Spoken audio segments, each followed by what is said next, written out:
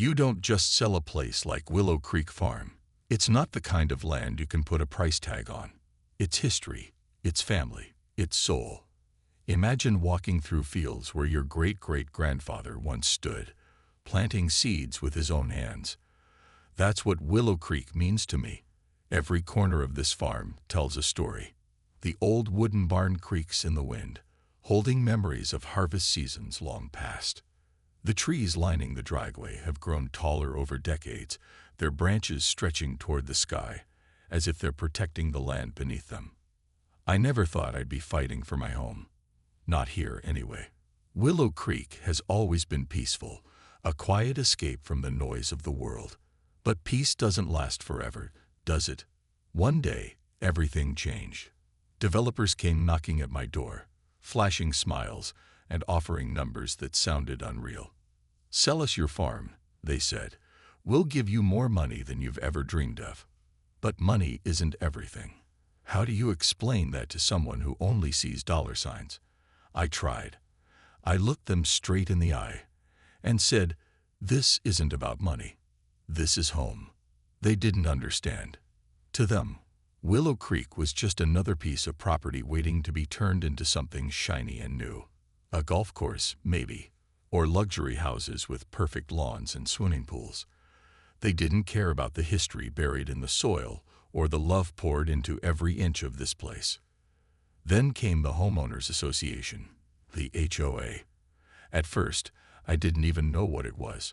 Someone had quietly redrawn the zoning lines while I was busy working the fields, folding Willow Creek into a fancy new neighborhood called Ridgewood Estates. Suddenly, I wasn't just a farmer anymore. I was part of an HOA, whether I liked it or not. And the president of this HOA. His name is Victor Langley.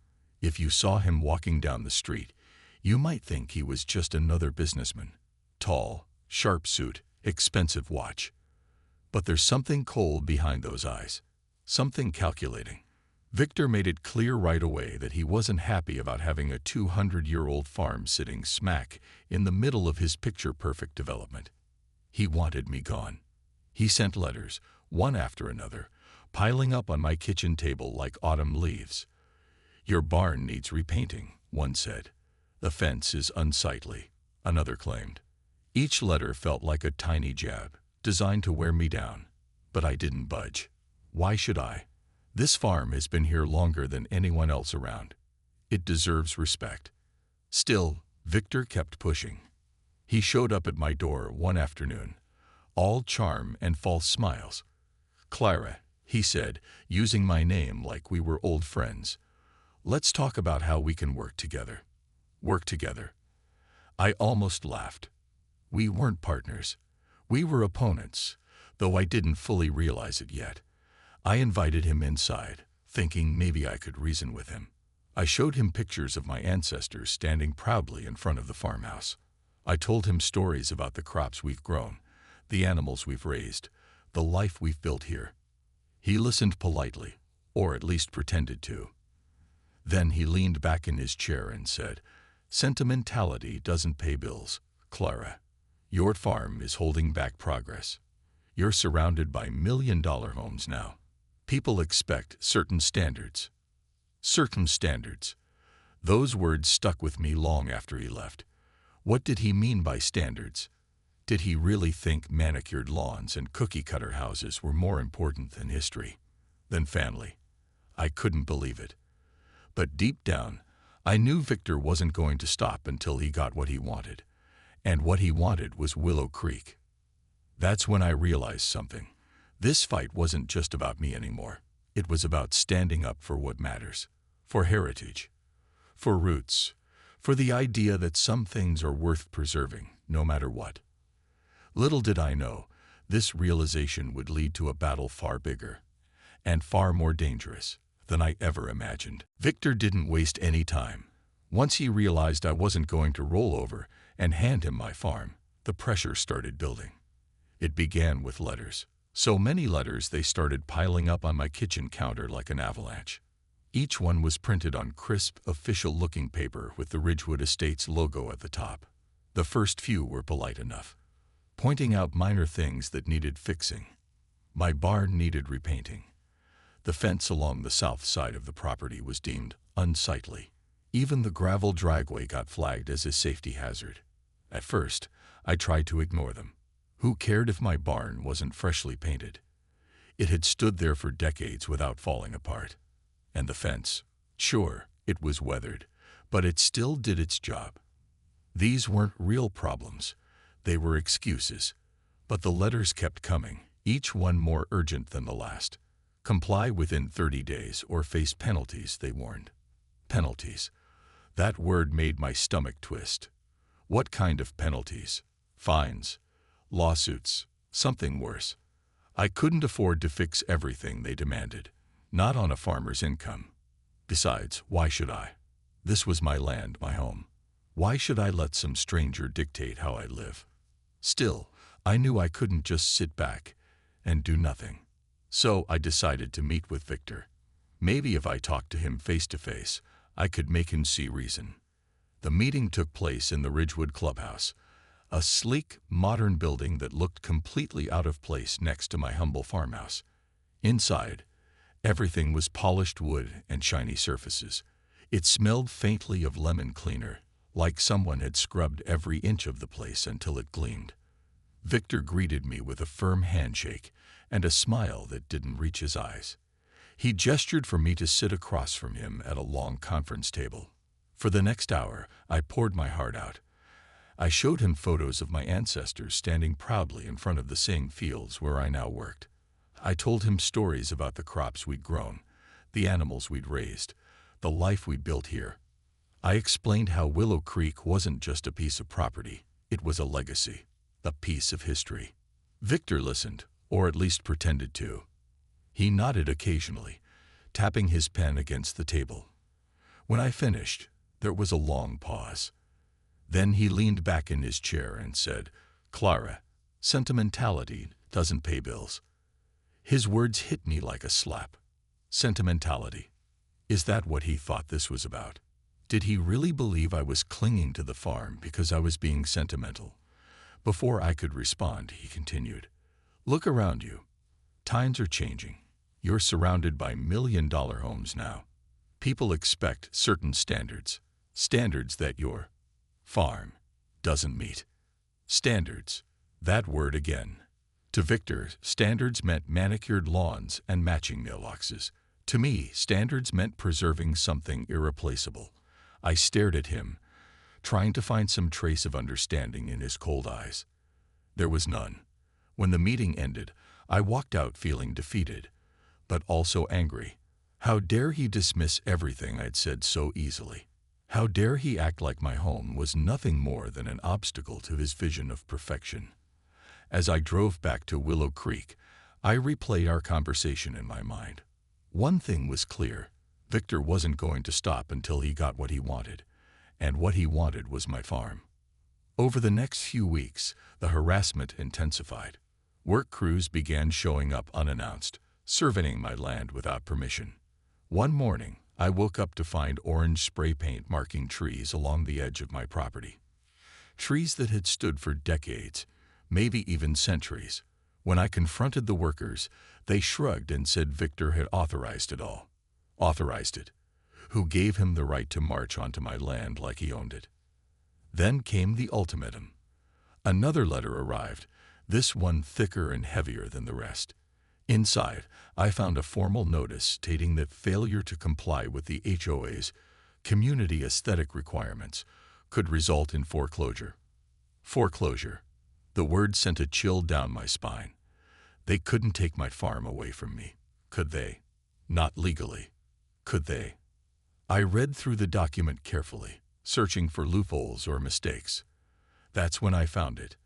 An obscure clause buried deep in the HOA bylaws.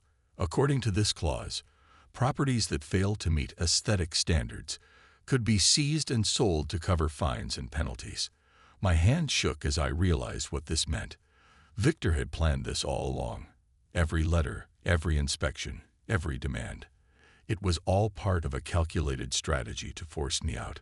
But I wasn't going to give up. Not without a fight. Things moved quickly after that ultimatum. It was like Victor had been waiting for the perfect moment to strike, and now he was pulling out all the stops. Work crews became a regular sight on my property, showing up without warning and acting like they owned the place. They'd drive their trucks right through my fields, leaving deep tire tracks in the soft soil. One morning, I woke up to find orange spray paint marking trees along the edge of my land. Trees that had stood there for decades, maybe even longer. When I stormed outside to confront them, the workers barely glanced at me. "This is private property," I shouted, trying to keep my voice steady. "You can't just come here and do whatever you want." One of them finally turned around, holding a clipboard. "We're authorized," he said flatly, as if that explained everything. "Authorized by who?" "By Victor Langley." I snapped back. He didn't answer. He didn't need to. The truth was written all over his smug face. I called Victor immediately. His phone rang once, twice, then clicked over to voicemail. I left a furious message, demanding an explanation. By the time he called me back hours later, I was pacing the kitchen, my fists clenched so tightly my nails were digging into my palms. "What's going on, Victor?" I demanded before he could even say hello. "Why are your people trespassing on my land?" There was a pause on the other end of the line, followed by a low chuckle that sent chills down my spine. "Clara," he said smoothly, "we're just doing what needs to be done. You've ignored our requests long enough. If you won't bring your property up to code, we'll have to step in." "Step in?" I repeated, incredulous. "This isn't your property, Victor. You can't just waltz in here and start tearing things apart." "Oh, but I can," he replied, his tone icy. "And if you don't start cooperating, Clara, things are only going to get worse." The call ended abruptly, leaving me standing there with the phone still pressed to my ear. My heart was pounding, my mind racing. Worse? What did he mean by worse? I already felt like I was drowning under the weight of fines, inspections, and threats. How much more could he possibly throw at me? As the days passed, it became clear that Victor wasn't bluffing. More letters arrived, each one carrying new demands, or rather, new accusations.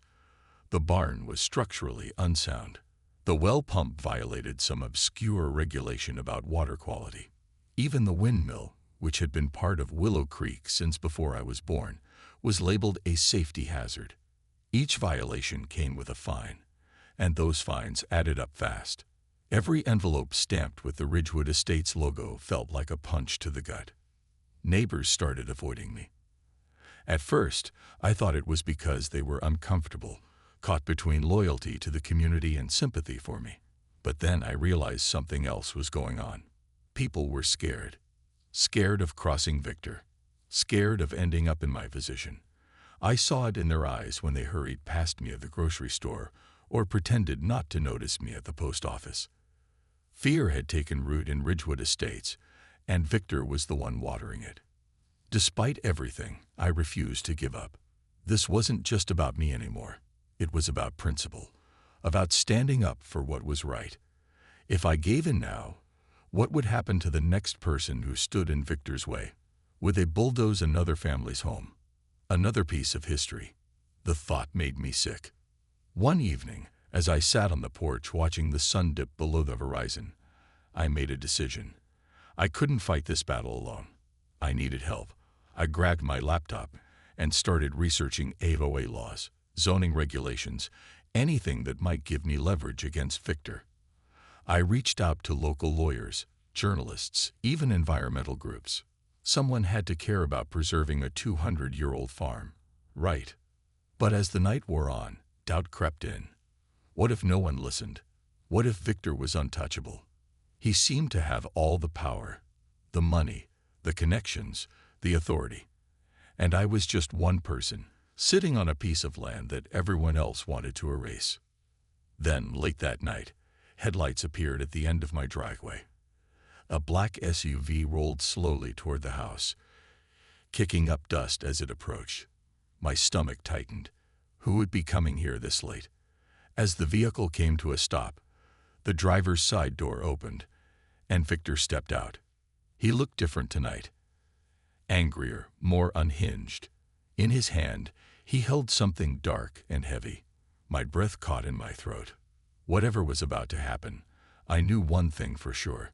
Victor wasn't playing games anymore. The headlights from Victor's SUV cut through the darkness like a pair of cold, unblinking eyes. My heart was pounding so hard I could feel it in my ears as I watched him step out of the vehicle.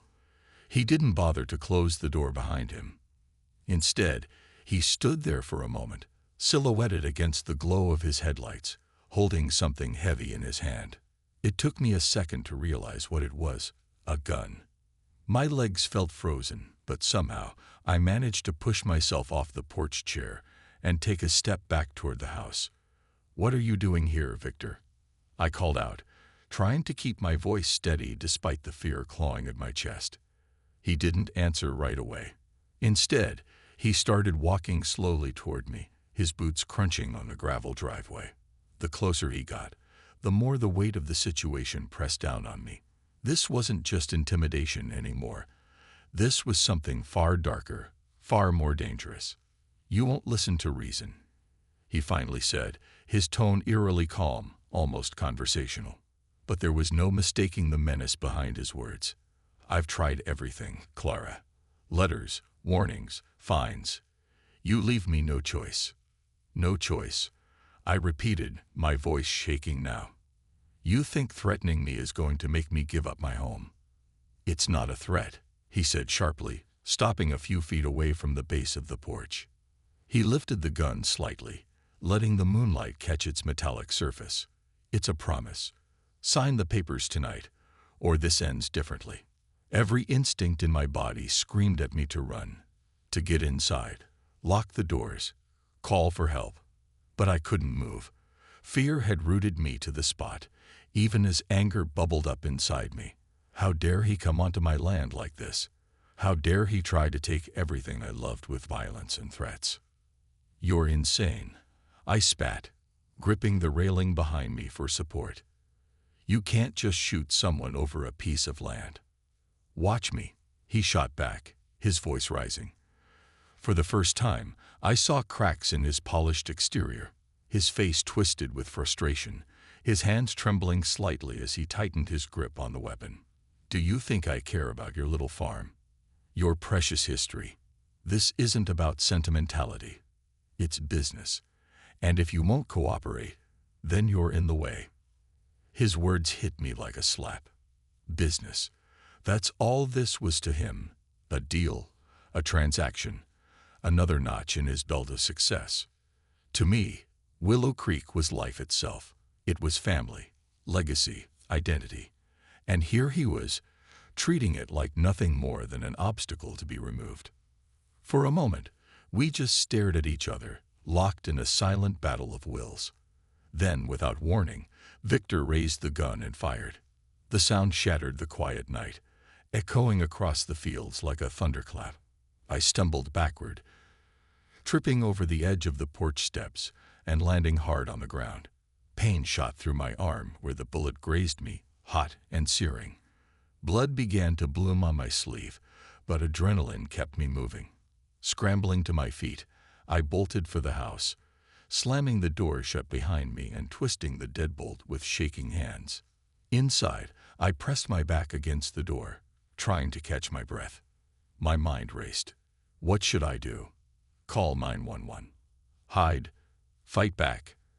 Outside, I heard Victor shouting, his voice raw with rage. Another gunshot rang out, splintering the wood near the window. I ducked instinctively, my heart hammering in my chest. This wasn't how things were supposed to end. I'd spent years nurturing this farm, protecting it, fighting for it. Was I really going to lose it all? To him?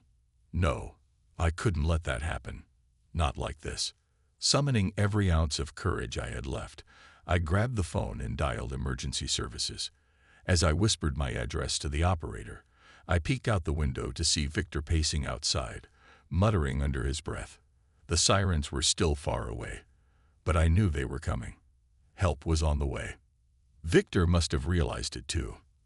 After one last glance at the house, he stormed back to his SUV and sped off into the night, leaving chaos in his wake. But I knew this wasn't over. Far from it. Whatever happened next, I vowed to fight. Not just for myself, but for everyone else who might stand in Victor's path someday. The sirens grew louder as they approached, slicing through the stillness of the night like a lifeline. I stayed huddled near the door, clutching my injured arm and trying to steady my breathing. My shirt was soaked with blood, but the wound wasn't deep, just enough to remind me how close I'd come to something far worse.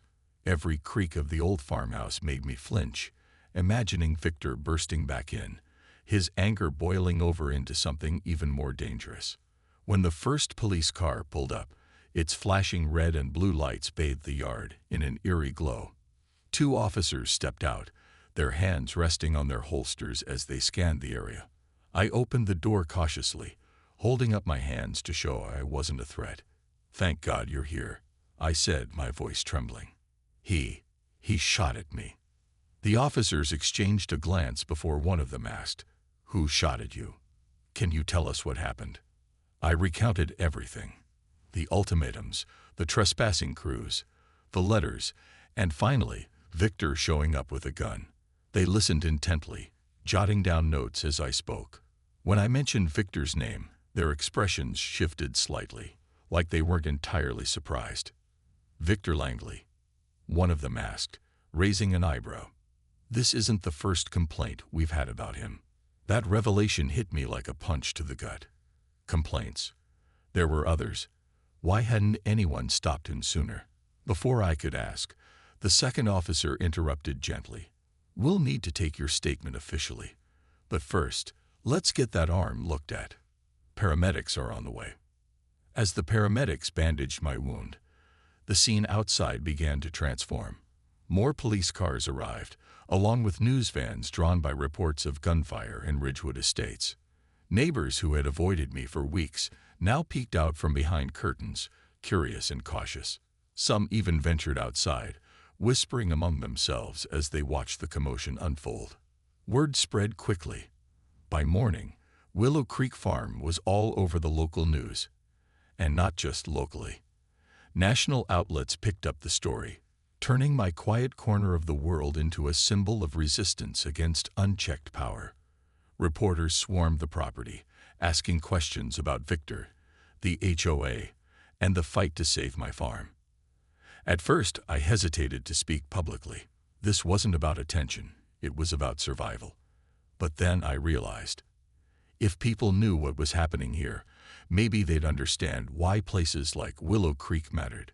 Maybe they'd stand with me. Victor didn't stay hidden for long. The police tracked him down within days, arresting him on charges of attempted murder, trespassing, and multiple counts of corruption tied to his role as HOA president.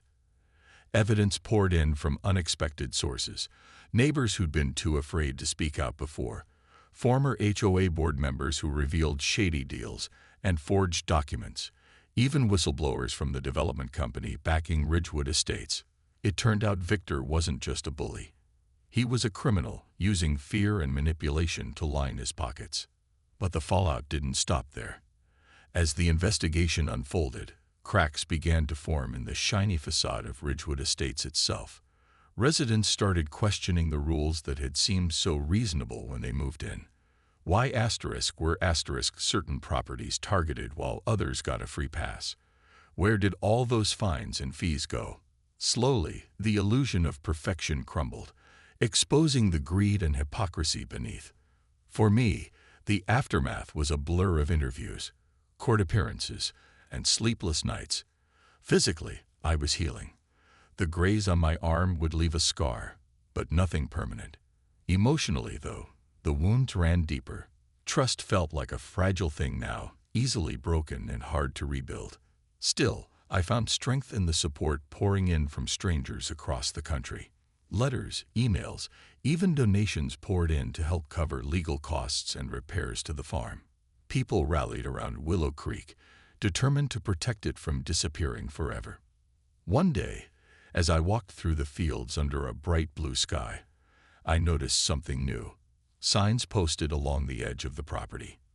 Handmade and colorful, They read things like Save Willow Creek and History Matters.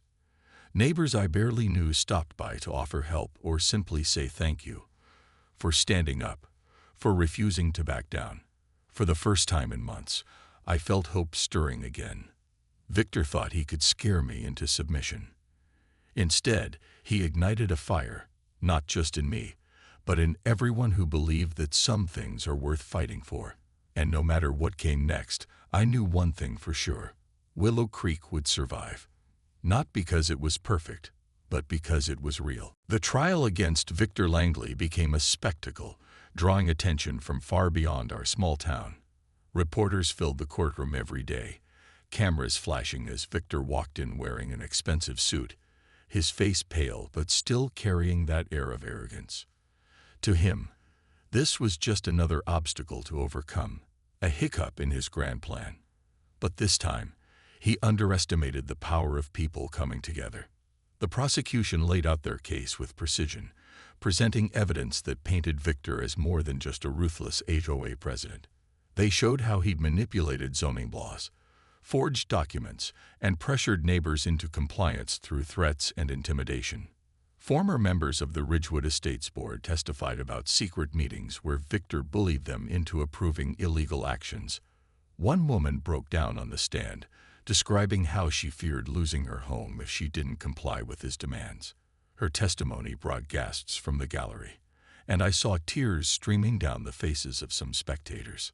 But the most damning moment came when they played recordings, secretly taped phone calls between Victor and developers discussing bribes and kickbacks. In one clip, his voice was cold and calculating as he talked about eliminating obstacles to make room for new construction. The phrase sent shivers through the room. It wasn't hard to connect those words to what had happened at Willow Creek Farm. Victor's defense team tried to paint him as a victim of circumstance, claiming he was simply following the rules set by the HOA. But no one bought it. Not after hearing story after story of lives disrupted, homes threatened, and families torn apart. When it was my turn to take the stand, I felt a mix of fear and determination. Sitting there under the bright lights, I recounted everything. From the first letter demanding changes to my property, to the night Victor fired a gun at me. His eyes locked onto mine, full of hatred, but I refused to look away. This wasn't just about me anymore. It was about justice. By the time closing arguments rolled around, the verdict seemed inevitable. The jury deliberated for less than a day before returning with their decision. Guilty on all counts. As the judge read the sentence, years in prison, hefty fines, and a lifetime ban from serving in any leadership role. Victor slumped in his seat, defeated. For once, he looked like an ordinary man, stripped of his power and authority. With Victor gone, the atmosphere in Ridgewood Estates began to shift. People who had been silent for so long finally found their voices. Neighbors started organizing meetings, not to enforce rules, but to rewrite them. Residents demanded transparency and accountability, vowing never to let anyone else wield unchecked power over their community. Slowly, the oppressive grip of the HOA loosened, replaced by a spirit of collaboration and mutual respect. As for Willow Creek, its future was secured in ways I never imagined possible. Local lawmakers, inspired by the public outcry, passed legislation designating the farm as a historical landmark. Overnight, it became untouchable, protected not just by law, but by the collective will of the people who believed in preserving its legacy. Developers were forced to revise their plans, leaving the surrounding land untouched. The fields that had once been marked for destruction remained green and vibrant, just as they always had. Still, the scars lingered. Every time I walked past the spot where Victor had fired that gun, I felt a pang of unease. The bullet hole in the porch railing served as a constant reminder of how close I'd come to losing everything. Some nights, I woke up in a cold sweat, reliving the terror of that evening. Healing took time, patience, and support from loved ones. And even then, part of me would always carry the weight of what happened. Yet, amid the pain, there was also hope. Hope that the fight hadn't been in vain. Hope that others might learn from my experience and stand up against injustice wherever they found it, and hope that Willow Creek would continue to thrive, a testament to resilience and perseverance. One sunny afternoon, I hosted an open house at the farm, inviting neighbors and curious visitors alike to see the place I'd fought so hard to protect. Children ran through the fields, laughing as they chased butterflies. Families strolled along the tree-lined driveway, marveling at the towering oaks that had witnessed centuries of history. Strangers approached me, thanking me for refusing to give up, for showing them that standing up for what's right can make a difference. Standing there, surrounded by warmth and gratitude, I realized something profound. This battle had changed me. It had taught me the value of courage, the importance of community, and the enduring power of roots, both literal and metaphorical. Willow Creek wasn't just a farm anymore.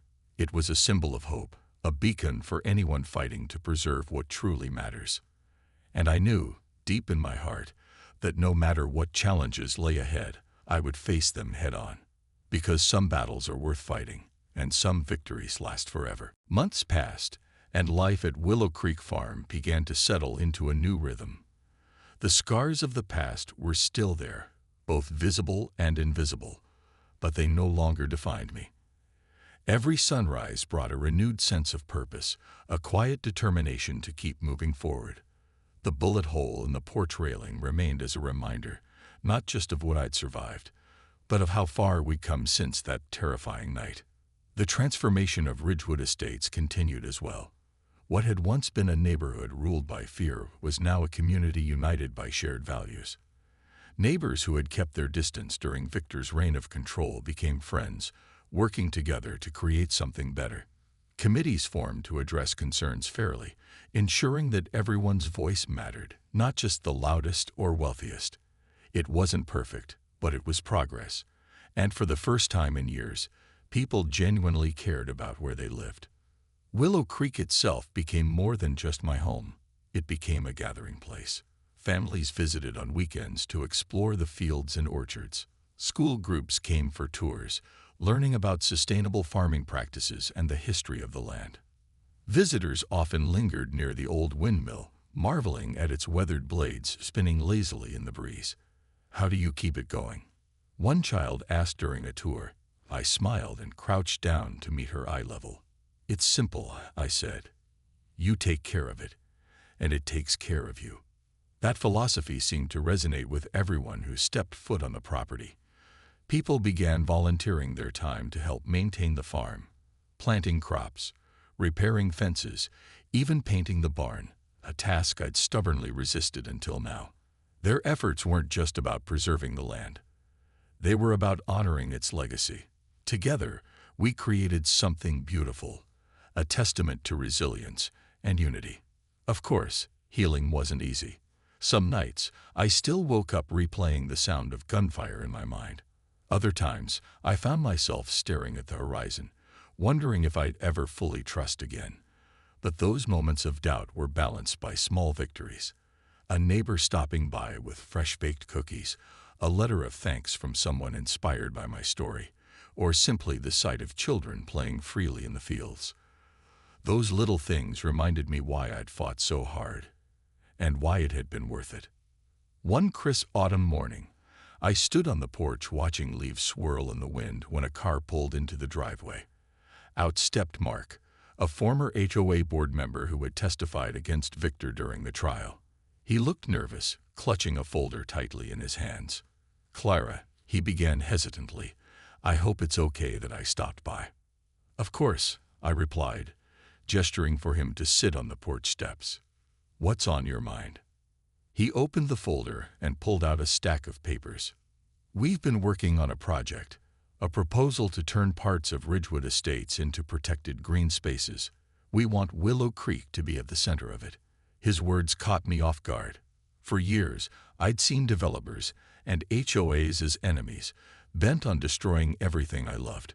But here was proof that change was possible, that even those who had once been complicit could grow and evolve. "I know it won't fix everything," Mark added quickly, "but it's a start, a way to make sure this doesn't happen again, to anyone." Tears welled in my eyes as I flipped through the plans.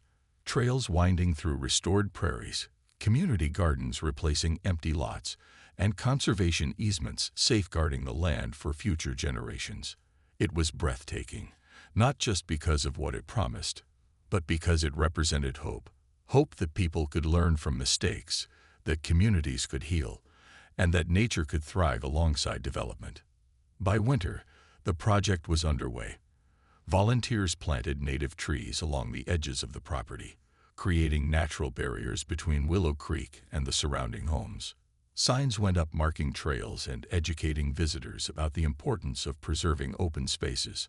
On opening day, hundreds of people gathered to celebrate, not just the farm, but the idea that progress didn't have to come at the cost of heritage. As I stood before the crowd, looking out at smiling faces young and old, I felt a deep sense of gratitude. This journey had tested me in ways I never imagined, pushing me to my limits and beyond. But it had also shown me the strength of the human spirit, the ability to rise above fear, greed, and division. Victor may have tried to destroy me, but instead, he ignited something far greater. He showed me that some battles are worth fighting, no matter how daunting they seem. And he reminded me that roots run deep, not just in the soil, but in the hearts of those willing to stand up for what truly matters. Now, as I walk these hallowed grounds, I know one thing for certain. Willow Creek will endure.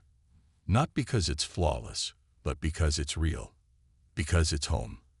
And because it belongs not just to me, but to everyone who believes in the power of preservation, perseverance, and hope.